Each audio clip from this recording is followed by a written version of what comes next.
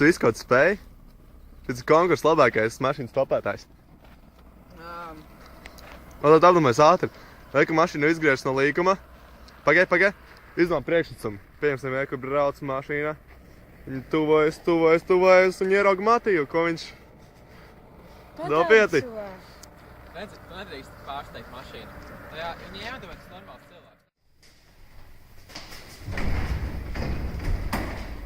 Labvakar! Esiet sveicināti brīnišķīgajās labajās vakarziņās.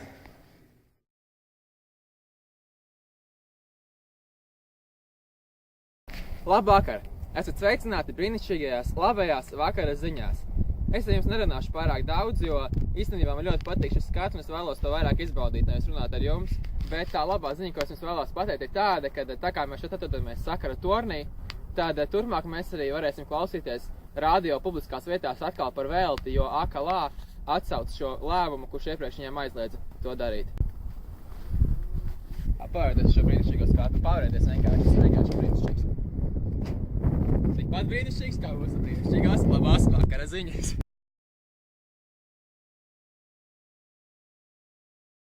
Esiet sveicināti brīnišķīgajās labajās vakarziņās. Sveiki! Kā jau mēs pirmajā raidījumā, kas mums bija mūsu kanāla izveidos, runājam par EID kartēm, lūk šeit. EID karte. Ir ieviesta EID karte, kas darbojas tāpat kā pase. Tagad jūs varbūt atceraties, par ko mēs runājam. 2 mēnešu laikā, kopš Latvijā ir iespējams izveidot jaunās personu apliecības, jeb EID kartes, šo iespēju jau ir izmantojuši gandrīz 22,000 Latvijas iedzīvotāji. Ikdienu jaunajām personu apliecībām piesakās vidēji 4,500 cilvēku. Vislielākā interese par šīm jaunajām kartēm ir tieši Rīgā, kur šīs kartes jau ir noformējuši apmēram 5,000 cilvēku. Jauno karti iespējams iegādāties ar kurā pilsonības un migrācijas lietu pārvaldes teritorijā nodaļā, nestoties nemaz uz dzīvesvietu deklarēto. Kā arī jebkurā vietā ārvalstīs, kur ir Latvijas vēstniecība. Un valsts nodeva par šo karti, kuru izsniegs 10 darba dienu laikā, ir 10 lati. Savukārt bērniem, pusauģiem, pensionāriem un invalīdiem attiecīgi 5 lati. Bet ja ļoti steidzīgi vajag, šo karti ir iespējams arī izveidot 2 darba dienu laikā. Šeit jums kopā bija Reinis Vilnītis un mans kolēģis Aivis Brēks. Brīnišķīgās labās vakarziņas. Labvakar! Labvakar!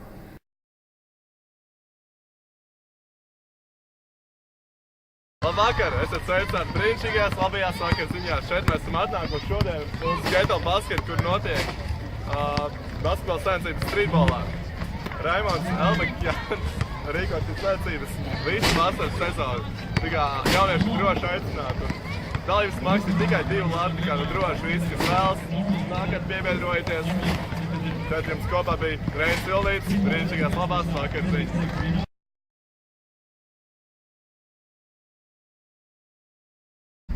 Labdien! Esiet sveicināti brīnišķīgajās labajās vakarziņās.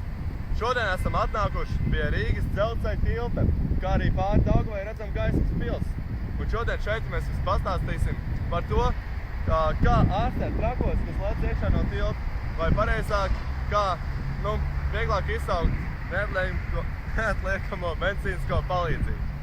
Lai nu kā, trešdienas 6. jūnijā neatliekamās medicīniskās palīdzības centra pārstāvi informēs iedzīvotājus par jaunām, operatīvākām, vienkāršākām iespējām, kā izsaukt neatliekamo medicīnisko palīdzību. Jo tagad šajā neatliekamās palīdzības centrā 113 katru dienu tiek zvanīts 2000 reizes, lai izsauktu medicīnisko palīdzību. Bet palīdzība var reaģēt tikai uz 1300 šādiem gadījumiem, jo 25% gadījumu vienkārši nav iespējams noteikt precīzi atrašanās vietu cietušajām. Tāpēc arī notiks šīs izmaiņas tajā sistēmā visā. Un runājot vēl par medicīnas jomu, Valsts Radiņa Universitātes slimnīcai tiks veselības ministrija piešķirs 70 līdz pat 100 tūkstošiem latu, kas arī tiks ziedot dēļ tā, lai attīstītu vai uzlabotu operatīvo tieši dienestu, kas ir ātrā palīdzība sarunu valodā. Jā, un tas arī viss bija medicīnas nozarē. Šeit jums kopā bija Reinis Vilnītis, brīnišķīgās labās vakarziņas.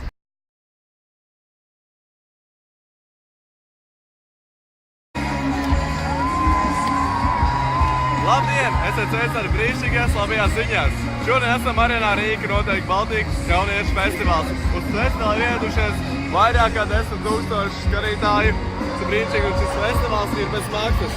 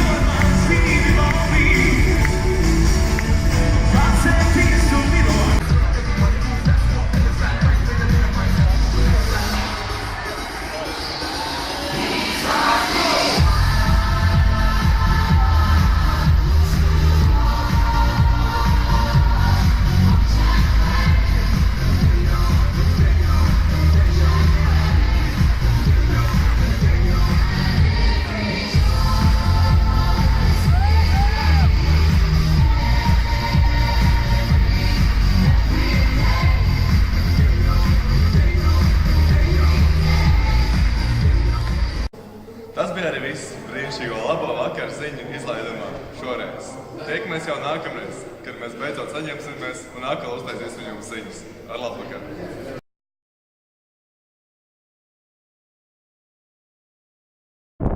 Šodien esam netālu no Kuldīgas, Upīšu kalnā, kur mēs esam uzkāpuši 220 metrus augstajā tornī, kurš tika celts padomu laikos, lai varētu uzturēt sākars ar automzemūdenē. Un kā arī es gribēju pateikt, ka šis ir augstākais sakārt tornis Latvijā. Televīzijas tornis tās nav nekas, jo mēs šeit esam uzkāpuši ar pašroku spēku, bet lai nu kā? Labvakar, šeit ir brīnišķīgā sakara ziņa. Šodien esam Grīnvudā!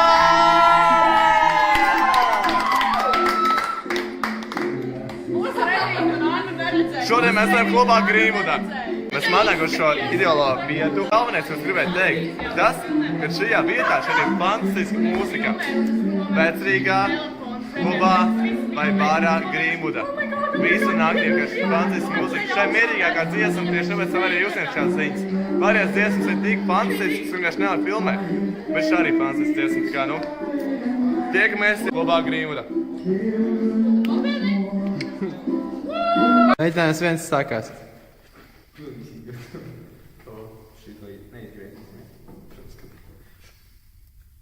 Es vispār teiktu idiots. Es domāju, ka mūsu publikas priekšā ir to. Jā, var teikt. To 10 cilvēks. 12 cilvēks mums sabājā. Viens būtu sākiet vienreiz. Cežat stāstīt. Jā, 12. Ko mēs sastāvam 100, jā? Tad mēs nelāmāsim. Labi. No, kur tā laika mēs nelāmāsim, mēs taisīsim īki pa 2 nedēļām. Tad mēs tiešām taisīsim Un studijā. Un kārtīgi, jā, ar uzvalkiem. Nē. Boring. Daudz mētiem, bet jā. Un mašīnās iekšā. Ātrās mašīnās. Labi, sākam. Aiziesim uz Vecrīgi, ielauzīsim par kādā. Es likšu pauzi to, come on.